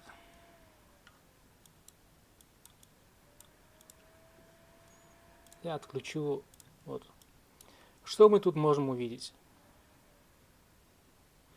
Вот здесь была сначала аккумуляция была. Вот аккумуляция. Затем происходит манипуляция через Double Purge. Вот манипуляция. И вот это движение, это дистрибуция. В младшем таймфрейме.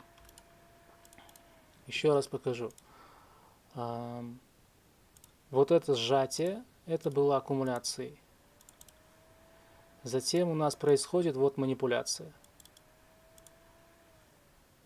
Вот манипуляция. И после завершения манипуляции происходит дистрибуция. Это на младшем таймфрейме так.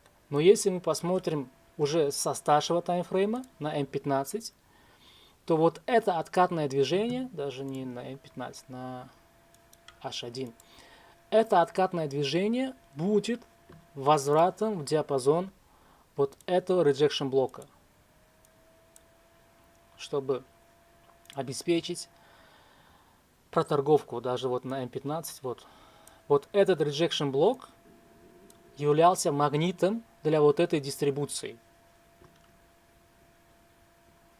Но все равно, так как у нас старший таймфрейм показывает bias шортовый, цена будет дальше двигаться, падать.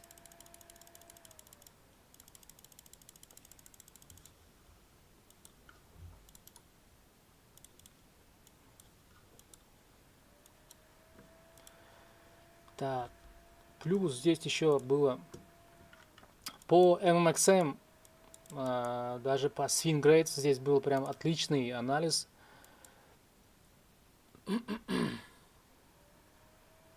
Так.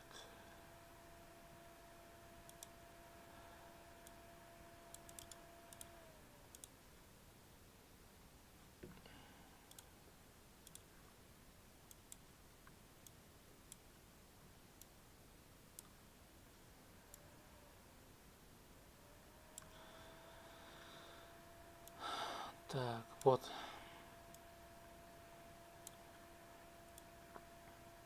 И первый take profit прям отлично. Прям. И второй take profit вот здесь находится. Теперь, если сейчас сделаем анализ опять на предстоящую будущую неделю, что мы сделаем? Так, мы перейдем на недельный таймфрейм. Так, на недельном таймфрейме что мы имеем? Мы имеем опять магнит Double Purge, да, манипуляция в обе стороны. Это как бы захват ликвидности с обеих сторон. Поэтому называется Double Purge. Purge это зачистка, Double это двойная зачистка. Итак, здесь мы имеем вот эту ликвидность, плюс эту ликвидность. И здесь мы имеем Rejection Block, магнит. Что я ожидаю к следующей неделе? Следующая неделя. У нас начинается новый месяц, поэтому новый цикл, новый месячный цикл по квартальной теории начинается у нас. Недельный имбаланс. Тут. И первая неделя нового месяца, значит, у нас Q1. Вот сейчас есть большие предпосылки, то что новая неделя, она может открыться с большим гэпом и сразу протестировать вот этот недельный имбаланс. Затем следующая неделя развернется и будет движение к вот этому rejection блоку. Либо после захвата вот этой ликвидности, либо этой ликвидности сформируется SMT-дивергенция и начнется опять движение в buy side. Вот этот диапазон мы обязаны будем ребалансировать, то есть протестировать. Поэтому сначала ближайшие таргеты, это вот эти равные лои, затем вот этот rejection блок, магнит. А так в целом мы уже начали, фазу манипуляции началась. Помните, я еще несколько рекапов до этого говорил, то, что большая вероятность, что начало манипуляции годового цикла, она уже началась с марта месяца. И вот конец марта это подтверждает. Вот это смещение сильное, это подтверждение, что вот начинается манипуляционная фаза годового цикла. И если мы вот этот диапазон, мы должны теперь ребалансировать. Вот. И у нас находится вот здесь месячный имбаланс и месячный rejection блок, которые сильные уровни магнита для притяжения цены.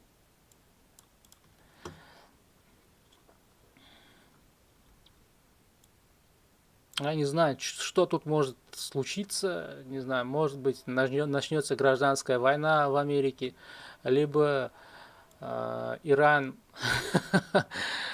ударит еще напрямую по Америке, хер знает что, но вот здесь начнется манипуляция, которая отразится на американских индексах негативно. Какие-то глобальные сильные сотрясения должны произойти в ближайшие месяцы, которые будут служить как бы занавесом для прикрытия вот этого движения.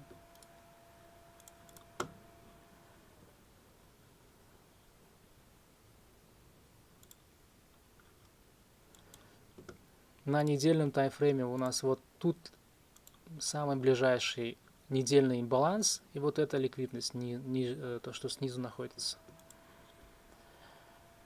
Плюс у нас, давайте посмотрим, какие новости на следующей неделе. Так, вот новый апрель месяц, начало. Ага, вот смотрите, вот понедельник и спич Паула, то есть главы Федрезерва. Вот это может сделать как раз-таки начало месяца в качестве икса. То есть если он что-то там скажет, какой-то отчет будет очень плохим, то акции рухнут прям в понедельник, и неделя будет начинаться с XAMD, и месяц тоже с X. И к концу недели у нас нон-фарм в пятницу. Понедельник и пятница самые сильные торговые дни будут.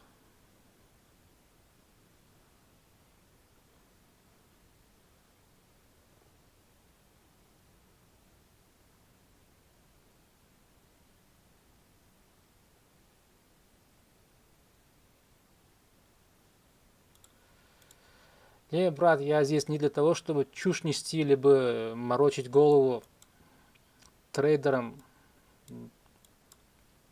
Мне это вообще не интересно. Вообще эти weekly recap, они в основном я делаю ради своих студентов.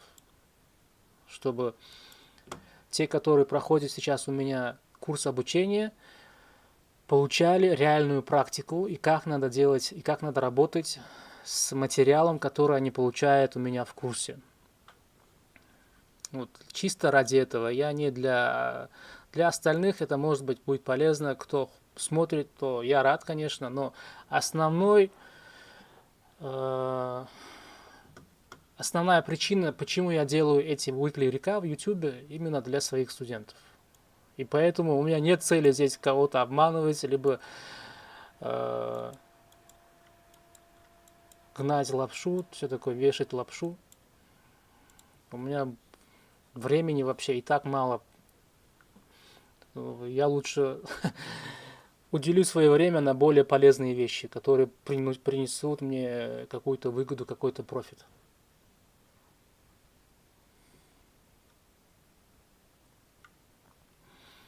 Те, кто смотрит weekly recap, они получают здесь кучу полезной информации, которую другие продают в своих курсах.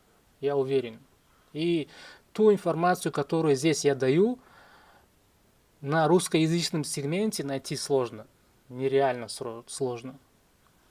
Я даю гарантию.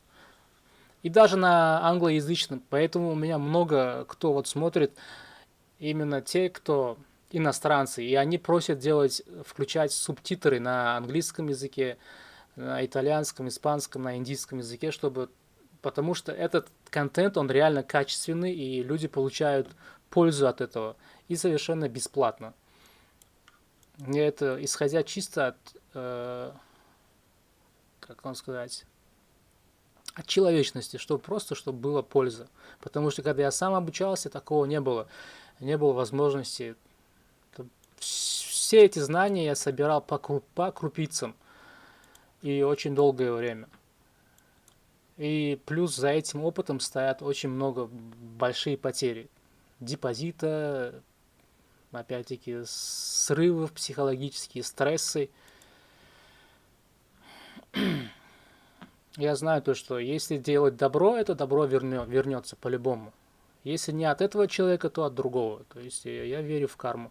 Поэтому и вот делюсь совершенно бесплатно с такими инсайдами. А кто хочет обучаться, вот добро пожаловать к нам, в команду, в обучение. Вот тут у меня открытый телеграм-канал и здесь закрытый телеграм-канал, где проходит все обучение со студентами. Конечно, я могу на польском тоже сделать. Почему ты раньше не спрашивал, брат Мариуш? Я бы сделал бы субтитры на польском языке тоже. Это не проблема. Вот этот рекап я на польском тоже сделаю.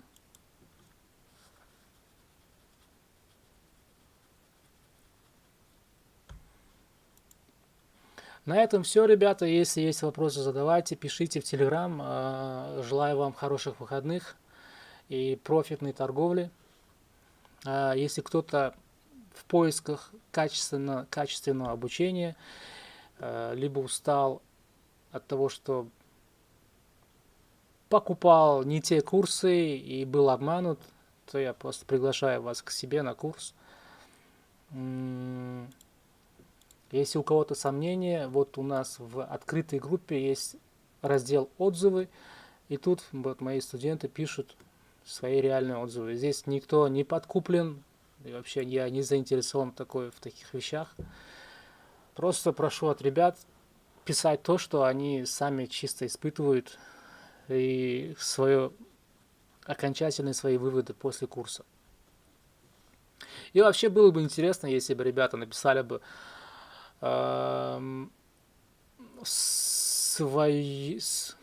свою точку зрения, да, допустим, вот уже вы пришли в курс, какие у вас были ожидания до и вот сейчас. Мне, честно, это интересно, потому что это опять-таки подталкивает меня двигаться дальше, находить еще больше, более новой, свежей информации, делиться с вами и прогрессировать вместе.